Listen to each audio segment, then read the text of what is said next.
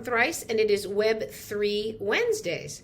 So this week, I'm going to talk a little bit about a podcast that I'm a big fan of called Freakonomics Radio. Many of you may also be fans. And they decided to do a 3-part series on Web3 and blockchain.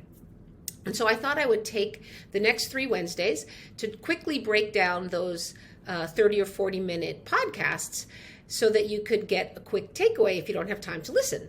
So the first podcast was called Is Blockchain Over? And the TLDR, or the too long didn't read, in this case didn't listen, is no, it's not over, but the really transformative use cases are probably still a couple years out as the rails or the underlying technology is still being built. So if we think about internet technology as the distribution of information, blockchain technology might be thought of as the distribution of value. And I think the first thing you need to do is understand some of the basic terms. And so they break those down in this particular episode, with the first one being a ledger. So a ledger is just a database. It is a collection of information that is usually centralized because a company is tracking all of its transactions or all of its consumer data or all of the people who use the service or the product. A distributed ledger means that that same database is basically copied tens of thousands of times and being held on computers all over the world. And so it's really hard to go in and change one line and say, well, this person doesn't actually own this asset anymore, because it's copied thousands and thousands and thousands of times, and you'd have to change all of those computers at once.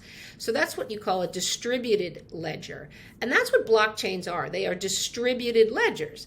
Now, there can be private blockchains. So Walmart or FedEx, 2 companies that send a lot of packages over a lot of miles all over the world, they want to track where everything is going, and the customers want to know when something is going to arrive, and they do that on the blockchain, and that way they can say, hey, you have permission to look at this blockchain, and because it's distributed over all of these different computers, people don't have to be afraid that Walmart went in and altered the data, or the trucking company went in and altered the data, because it's just too hard to do.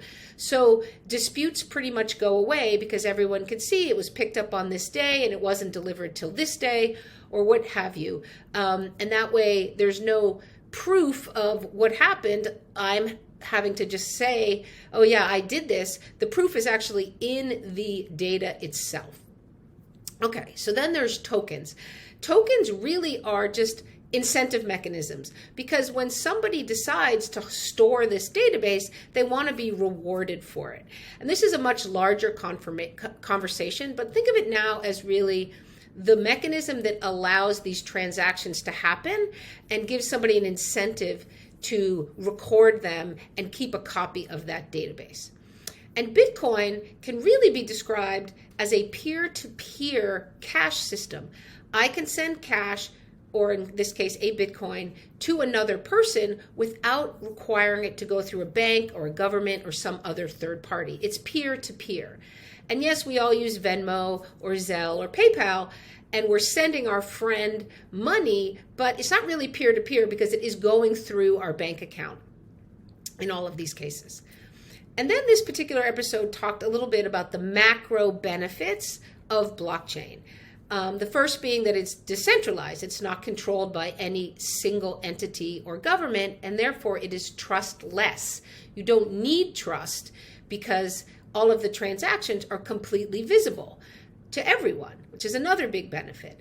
And there is no middleman extracting value in between. Yes, there's someone getting a reward for writing everything to this database, but they're not really the middleman who can extract value from both sides and set different terms and the like. So this is a quick breakdown of Freakonomics Radio's Part 1 mini-series on blockchain and Web3. It's episode 508.